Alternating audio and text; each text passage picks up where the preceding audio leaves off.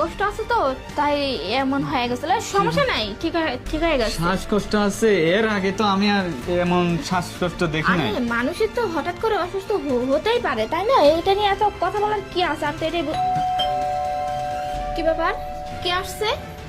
এই সময় কে আসলো? তাই এই সময় কে আসতে পারে সেটা তো আমি জানি, তুমি জানো না।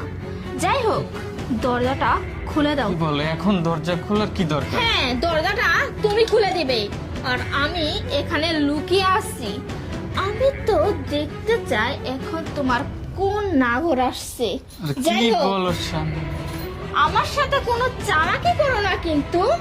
আমি ওখানে লুকিয়ে আছি, দরজাটা খুলে দাও, যাও।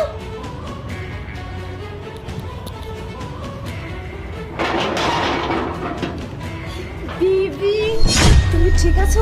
আর শোনো, কাজটা হয়ে গেছে, তোমার বউকে শেষ করে দিতে পারছো।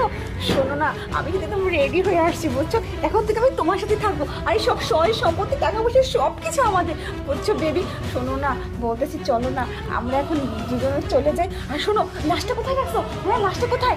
লাশটা দুজন মিলে চলো আমরা বাইরে ফেলে দিয়ে আসি। আর তো কোনো দরকার নেই ওর। এখন থেকে তুমি আর আমি, এই বাড়ি ঘর সব কিছু আমাদের। চলো বেবি, চলো লাশটাকে নিয়ে ধরে বাইরে ফেলে দিয়ে আসি। কিসের কোথায় লুকাইছো বলো না? কিসের লাশ? কি তুমি কি বলতেছো? মানে লাশ তো এখানে, যাও বাইরে ফেলে দিয়ে আসো। মানে বেবি, তুমি তোমার বউকে শেষ করতে পারোনি? আরে তুমি চুপ করো তো, ইস, আমার জন্য। কি ব্যাপার, তুমি এত বড় চান্স দিছো আর ও কিনা ওর বউকে শেষ করতে পারলে না? ইস, আমিরুল, কি ব্যাপার?